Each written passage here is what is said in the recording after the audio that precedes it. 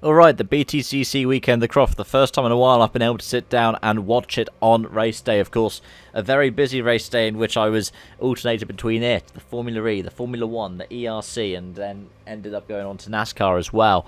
So, some of these things will have probably skipped my memory by the time I'm making this video, but let's start off by talking about qualifying the three. We're all motor pace. Dan Camp from Robo, from Sutton. And it was so impressive to see that. I mean, Motorbase have really got the car dialed in this season, and it shows.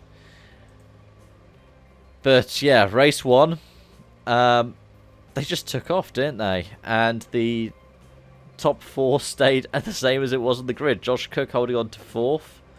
Actually, no, Sutton got past Robo, didn't he? But it stayed as the top three Motorbase and Josh Cook in fourth. And then Jake Hill got up to fifth. Tingram got through on Turkington. Jake Hill got a really good launch. And this is the thing, it's Croft. The BMWs always get a good launch because they're rear-wheel drive. And we saw that sometimes to their advantage, and actually once to their disadvantage when it came to race 3. We'll talk about that in a moment. But overall, yeah, the first race was quite fun to watch. You saw some people getting unluckier compared to others. I think Jade Edwards had to go down the pits. We saw Butcher in the pits. Saw Pearson out as well. Wasn't classified in the end.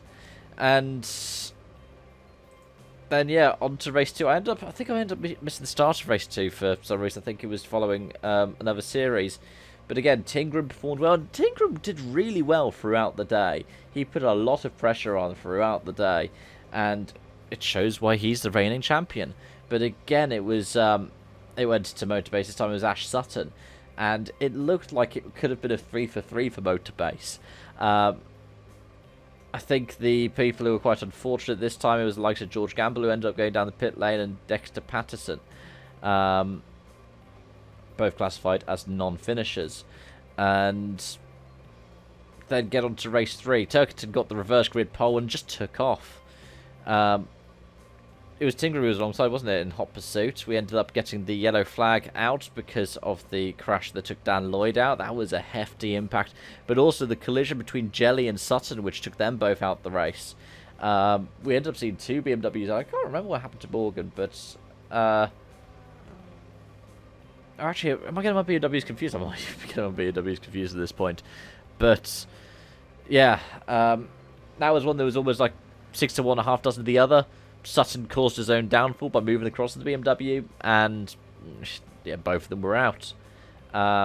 Chilton, I didn't see what ended up happening with Chilton that caused him to retire, but there were stories again, all kinds of battles throughout the paddock. One of the ones that stood out for me, for example, was Jake Hill, who went for a spin. He had 2 spins today, didn't he, Jake Hill? He had one of them towards the end of race 3 going through Sunny, and good save and good recovery to get himself back in, and ended up finishing P7. But yeah, Turkington gets a win. Tingram again there and thereabouts for so much of the weekend, and leading independent being Josh Cook. Then it was Dan Cam from Robo. Yeah, it's been fun to follow this weekend, and I think for me it was a lot more fun following it live, because the last few times I've been skipping through the token package and just trying to watch the races a couple of days later. It's been nice to be able to sit down on Sunday and watch it, even if I've been watching all kinds of other bits and pieces, because the BTCC is always entertaining. And I mean, I haven't watched the NASCAR yet today because it hasn't happened as of me sitting down and recording this, but it was the best entertainment of the day. Formula E had its delays, F1 was a bit dull, ERC was good, but you can't really compare rallying to circuit racing. But what does it mean? Well, it means Ash Sutton has yet again managed to build up a lead, which has then promptly been decimated by one bad race. He's 6 points clear of Tingram, with Turkington 34 points back from what I can see here. And then Jake Hill another 7 back and another 5 back as Dan Cam. Got Knock Hill in a couple of weeks. I'm looking forward to seeing how Knock Hill turns out. When we look at the manufacturers, it is BMW from Motorbase. The team's championship, it's the other way around. It's Motorbase from Team BMW, and that gap is a lot bigger because, of course, in the manufacturers, you can count like the MB Motorsports lot. The Independents is going the way of Josh Cook, 80 points over Moffat. The Independent teams is going the way of One Motorsport, 46 points over Powermaxed. In the Sears Trophy, it's going the way of Doble, 7 points over Watson, who has another 3 points over Osborne, another 4 over Patterson. But yeah, like I said, I think he was probably the most entertaining out of the ones I was watching throughout the day. It was nice to see a lot of the token package, nice to see those minis back out in action, and to round up it with the Porsche GT4s.